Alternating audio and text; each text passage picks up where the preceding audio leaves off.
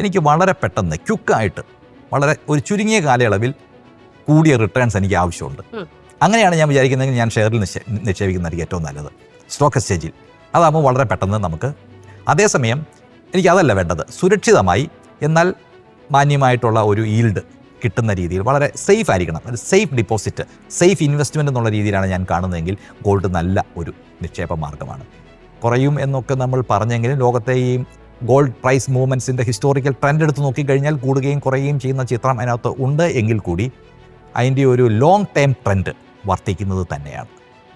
അത് ഇങ്ങനെ long term trend എടുത്ത് നോക്കിക്കഴിഞ്ഞാൽ അത് മുകളിലോട്ട് പോകുന്ന ചിത്രം തന്നെയാണ് ഗോൾഡ് പ്രൈസ് മൂവ്മെൻറ്റ്സ് നമ്മളെ കാണിച്ചു തരുന്നത്. പക്ഷേ ലോങ് ടേം ട്രെൻഡ് ഒരു സംശയവുമില്ല, ഡെഫിനറ്റ്ലി ഇറ്റ്സ് മൂവിങ് അപ്വേർഡ്സ് എന്ന് പറഞ്ഞാൽ ഒരു ദീർഘകാലയളവിലേക്കുള്ള നിക്ഷേപം എന്ന രീതിയിലാണ് സ്വർണ്ണത്തെ കാണുന്നതെങ്കിൽ സുരക്ഷിതമായി വളരെ ഒരു സംശയവുമില്ലാതെ ഗോൾഡിലേക്ക് നിങ്ങൾക്ക് പണം മാറ്റി വെക്കാം.